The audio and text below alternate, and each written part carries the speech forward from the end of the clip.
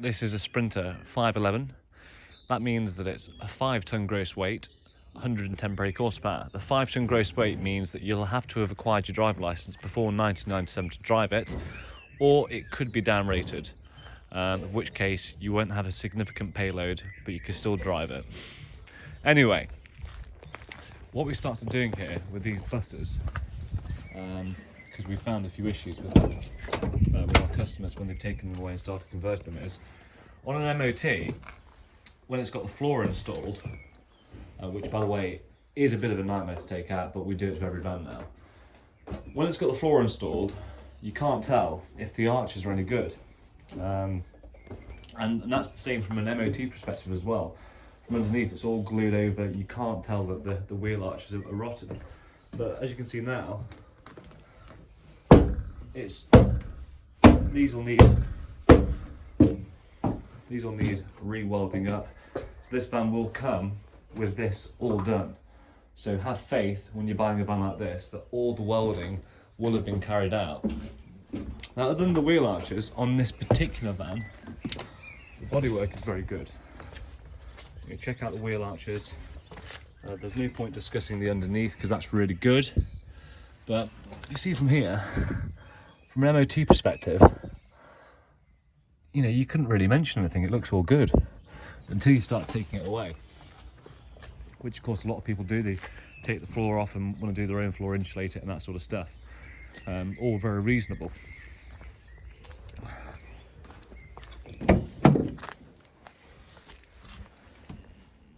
See, the back doors aren't bad. Are going to need a little bit of work though. Not bad. Bit of a dent here, but just check it out. It's in nice condition. It's been a patient disabled transport bus, so it's been driven with care and respect, you'd hope. It's got the e-dispatcher air conditioning unit, which is controlled from up here. That blows throughout the whole van, as you can see down there. And it also has a chassis mounted diesel heater, which is also controlled by the e-dispatcher controller up there. She's automatic. She's only done 113,000 miles. It's got CCTV cameras on it throughout. You would have to get them reconfigured. Don't ask me how. I don't know the answer to that question. I've never done it. Starts well. Needs a bit of diesel. Looks like we need to plug it in and get the glow plug sorted out, or whether it's a glow plug or something like that. We'll have to do that prior to leaving our care, but that will get sorted out, rest assured. Now, no side loading door, bit of an issue. Depends on the layout. There's a compromise you have to make sometimes. You can get this van, it's going to be marketed at a very sensible rate because of that. And how you get around having no side loading door, oftentimes you think you can't put a seat in here. You can put a seat here that folds up, and then you can still access through here. And of course you can access through the back if you don't plan on putting your bed there. But I think the sensible option on this is to put a fold-up seat in there, and it's going to be simple access. And you can walk straight through to the back. Fortunately, you won't be able to put a double seat in there, but you can put more seats in the back behind. It's got a skylight here. As you can see, I was on about the CCTV. Got that one there, that one there. You've got windows that open on the rear and on the front, where you probably put your eating area slash workspace, etc. Here's a clean sort of intake. It's carpet lined. It won't be insulated underneath, so don't be fooled if anyone says these buses are insulated. They're certainly not. Here's some sort of isolator. Got your spare wheel jack, and it looks like this stuff here would have gone into the CCTV controls. So I think that is plausible to get it reconfigured, but like I said, I'm not the guy to ask. I've never done that before. What have we got under the driver's seat? Quick look.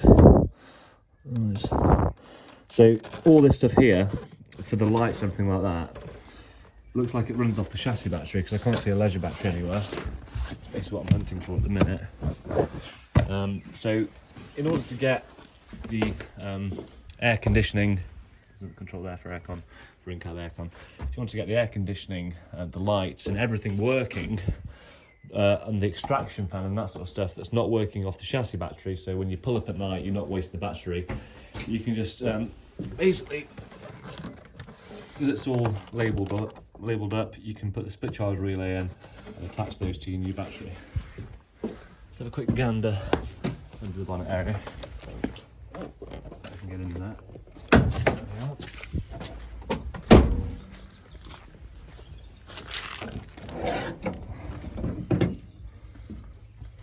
Oh no, it looks like there is a split charge. Here's the leisure battery here, and there's your split charge relay.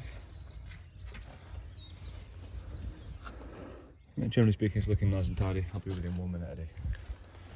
So yeah, so it does have the leisure battery in there already, so you don't have to be worried about wasting the chassis battery when you pulled up.